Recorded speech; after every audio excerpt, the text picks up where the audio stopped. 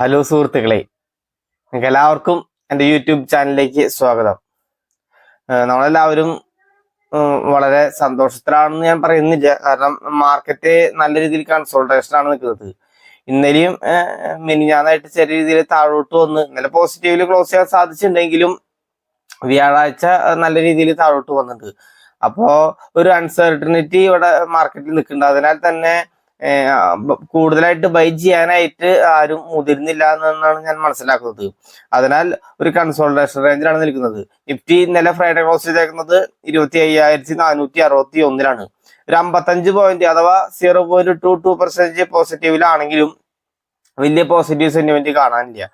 ഇനി വിദേശ നിക്ഷേപകരുടെയും ആഭ്യന്തര നിക്ഷേപകരുടെയും ഡാറ്റ പരിശോധിക്കുകയാണെങ്കിൽ തിങ്കളാഴ്ച 30-ാം തീയതി 891 കോടി രൂപയ്ക്ക് വിദേശ നിക്ഷേപകരെ സെല് ചെയ്തു. ആഭ്യന്തര നിക്ഷേപകരെ 3,497 കോടി രൂപയുടെ ബൈ നടത്തിയിട്ടുണ്ട്. 1-ാം തീയതി ചൊവ്വാഴ്ച 1,970 കോടി രൂപയ്ക്ക് സെല് നടത്തി വിദേശ നിക്ഷേപകരെ. ആഭ്യന്തര നിക്ഷേപകരെ 771 കോടി രൂപയ്ക്ക് ബൈ നടത്തിയിട്ടുണ്ട്. ബുധനാഴ്ച 1,561 കോടി രൂപയ്ക്ക് വിദേശ നിക്ഷേപകരെ സെല് നടത്തി.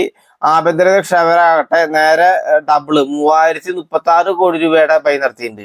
വ്യാഴാഴ്ച 1,481 കോടി രൂപയുടെ സെല്ല് വിദേശ നിക്ഷേപകർ നടത്തിയിട്ടുണ്ട്. ആഭ്യന്തര നിക്ഷേപകര് 1,333 കോടി രൂപയുടെ ബൈ നടത്തിയിട്ടുണ്ട്. ഫ്രൈഡേ 4-ാം തീയതിയിലത്തെ ഡാറ്റ നമുക്ക് അവൈലബിൾ ആയിട്ടില്ല. പിന്നെ ഇൻഡെക്സ് ഫ്യൂച്ചറിൽ കഴിഞ്ഞ ഫ്രൈഡേ ക്ലോസ് ചെയ്തപ്പോൾ 38% ലോങ് പൊസിഷൻ ഉണ്ടായിരുന്നത് വിദേശ നിക്ഷേപകര്. ആ പൊസിഷൻ നമുക്ക് വ്യാഴാഴ്ച നോക്കുമ്പോൾ വെള്ളിയാഴ്ചത്തെ ഡാറ്റ നമുക്ക് അവൈലബിൾ ആയിട്ടില്ല. 29% ആക്കിയിട്ട് കുറച്ചുണ്ട്. അതായത് കഴിഞ്ഞ ഫ്രൈഡേ മാർക്കറ്റ് ക്ലോസ് ചെയ്തപ്പോൾ 38% ലോങ് പൊസിഷൻ ഉണ്ടായിരുന്നു. ആ ലോങ് പൊസിഷനാണ് വ്യാഴാഴ്ചത്തെ ഡാറ്റ നോക്കുമ്പോൾ 29% കുറച്ചിട്ടുണ്ട്. വെള്ളിയാഴ്ചത്തെ ഡാറ്റ നമുക്ക് അവൈലബിൾ ആയിട്ടില്ല. അപ്പൊ ഒരു ലോങ് പൊസിഷൻ കുറച്ചുണ്ട്. അതിന്റെ അർത്ഥം ഷോർട്ട് പൊസിഷൻ വർദ്ധിപ്പിച്ചിട്ടുണ്ട് എന്ന് തന്നെയാണ്. അപ്പൊ മാർക്കറ്റിൽ ഒരു നെഗറ്റീവ് സെന്റിമെന്റ്സ് ഉണ്ടോ എന്ന് ചോദിച്ചു കഴിഞ്ഞാൽ ഉണ്ടെന്ന് തന്നെയാണ് നമുക്ക് ഡാറ്റ പരിശോധിക്കുമ്പോൾ നമുക്ക് വ്യക്തമായിട്ട് മനസ്സിലാക്കാൻ സാധിക്കുന്നത്. ഗ്ലോബൽ മാർക്കറ്റ് അവസ്ഥ നമുക്ക് എന്താണെന്ന് നോക്കിയിട്ട് വരാം. ഡോ ഫ്യൂച്ചർ ക്ലോസ് ചെയ്തേക്കുന്നത് 0.62% നെഗറ്റീവിലാണ്. നാസ്ഡാക്ക് 1.01% പ്ലസിൽ ക്ലോസ് ചെയ്തിട്ടുണ്ട്. ഡോ ജോൺസും 0.77% പ്ലസിലാണ് ക്ലോസ് ചെയ്തേക്കുന്നത്. S&P 500 0.83% പ്ലസിൽ തന്നെയാണ്. എന്നാൽ ഫഡ്സ മാർക്കറ്റ് 0.01% നെഗറ്റീവിലാണ്. ജസ്റ്റ് ഫ്ലാറ്റ് വേണമെങ്കിൽ പറയാം. CAC 14 0.70% നെഗറ്റീവിലാണ്.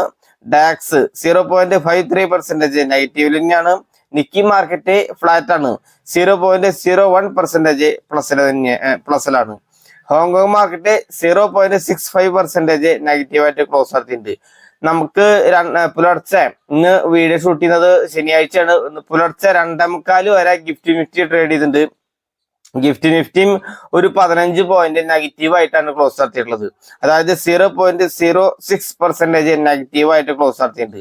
അപ്പൊ ചെറിയൊരു നെഗറ്റീവ് സെന്റിമെന്റ് മാർക്കറ്റിലുണ്ട്. അല്ലെങ്കിൽ ഗ്ലോബൽ മാർക്കറ്റിൽ മൊത്തമായിട്ട് നോക്കുമ്പോൾ മിക്സഡോ അല്ലെങ്കിൽ ചെറിയൊരു നെഗറ്റീവ് ബയാസോട് കൂടിയിട്ടുള്ള സെന്റിമെന്റ് ആണ് നമുക്ക് കാണാൻ സാധിക്കും. ഇനി കഴിഞ്ഞ ആഴ്ച 2 സ്റ്റോക്ക് പറഞ്ഞതായിരുന്നു. ആ സ്റ്റോക്കിന്റെ പെർഫോമൻസ് എങ്ങനെയാന്ന് നോക്കാം.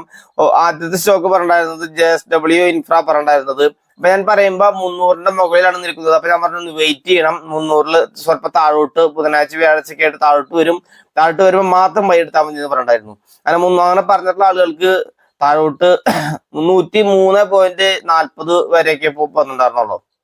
അതായത് ഒരു 3 രൂപയുടെ താഴോട്ട് വരികയാണെങ്കിലാണ് കറക്റ്റ് എൻട്രി പ്രൈസ് ആവുക. അപ്പൊ ഈ തിങ്കളാഴ്ച തന്നെ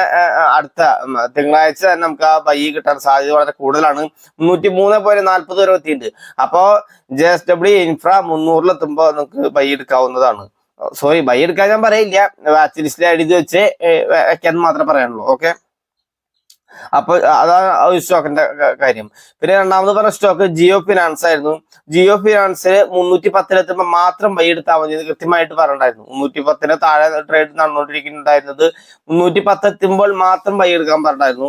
അങ്ങനെ 310-ല് എത്തുമ്പോൾ ജിയോ ഫിനാൻസ് ബൈ എടുത്ത ഒരാളെ സംബന്ധിച്ചിട്ട് 332 വരെ സ്റ്റോക്ക് പോയിട്ടായിരുന്നു. അതായത് ഒരു 7% അടുത്ത് സ്റ്റോക്ക് മുകളിലേക്ക് പോയിട്ടായിരുന്നു. 310-ലെടുത്ത ആളുകൾക്ക് 332 എന്ന് പറയുമ്പോൾ ഒരു 7% അടുത്ത് സ്റ്റോക്ക് മുകളിലേക്ക് പോയിട്ടായിരുന്നു. അതിനുശേഷം ചെറിയ രീതിയിൽ താഴോട്ട് വന്ന് ഇന്നലെ ക്ലോസ് ചെയ്തേക്കുന്നത് 324.95 അതായത് സ്വല്പം താഴ്ന്നുണ്ടെന്ന് മാത്രം. അപ്പോഴും 310 ബൈ എടുത്ത ആളുകൾക്ക് ഒരു 5% ഇപ്പോഴും പ്രോഫിറ്റ് റണ്ണിങ് ആയിരിക്കും. അതാണ് കഴിഞ്ഞ ആഴ്ച 2 വർഷം സ്റ്റോക്കിന്റെ അവസ്ഥ.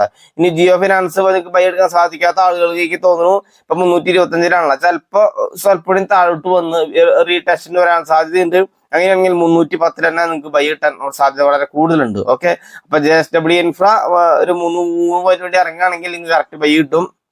ജിയോ ഫിനാൻസ് 325 എത്തിയിട്ടുണ്ട്. സ്വല്പം താഴോട്ട് വരികയാണെങ്കിൽ നിങ്ങൾക്ക് ബൈ എടുക്കാം. ഓക്കെ, ബൈ എടുക്കാന്ന് പറയുന്നില്ല, വാച്ച് ലിസ്റ്റ് ആയിട്ട് വെക്കാം. ഡിസ്ക്ലൈമർ ആയിട്ട് പറയാണ്, ഞാനൊരു സെബി രജിസ്റ്റേർഡ് അനലിസ്റ്റ് അല്ല. അതിനാൽ ബൈ റെക്കമെൻഡേഷൻ സെൽ റെക്കമെൻഡേഷൻ ചെയ്യുമ്പോൾ നമ്മുടെ ഫിനാൻഷ്യൽ എടുത്തിരിക്കുന്നതിന് ശേഷം മാത്രം തീരുമാനമെടുക്കണമെന്ന് വീണ്ടും ഓർമ്മപ്പെടുത്തുന്നു. ഓക്കെ, നിങ്ങൾ ഈ വീഡിയോ ആദ്യമായിട്ടാണ് എന്റെ ചാനൽ കാണുന്നതെങ്കിൽ ഈ ചാനൽ ഇപ്പോൾ തന്നെ സബ്സ്ക്രൈബ് ചെയ്യൂ. തൊട്ടടുത്തുള്ള ബെല്ലൈക്കൻ കൂടി എനേബിൾ ചെയ്ത് കഴിഞ്ഞാൽ ഞാൻ അപ്ലോഡ് ചെയ്യുന്ന വീഡിയോസും ഏകദേശം ലഭിക്കുന്നതായിരിക്കും. നിങ്ങൾക്ക് ഈ ചാനൽ കണ്ട് ഇഷ്ടപ്പെടുകയാണെങ്കിൽ നിങ്ങൾ ലൈക്ക് ചെയ്യാനും കമന്റ് ചെയ്യാനുമെന്ന് ഓർമ്മപ്പെടുത്തിക്കൊണ്ട് നിങ്ങളുടെ ഫ്രണ്ട്സിനും റിലേറ്റീവ്സിനൊക്കെ ഈ ചാനൽ ഷെയർ ചെയ്ത് കൊടുക്കണമെന്നും കൂടി ഓർമ്മപ്പെടുത്തിക്കൊണ്ട് ഞാൻ വീഡിയോ നിർത്തുകയാണ്. എല്ലാവർക്കും നല്ലൊരു ദിവസം ആശംസിക്കുന്നു. നന്ദി, നമസ്കാരം. Thank you bye all.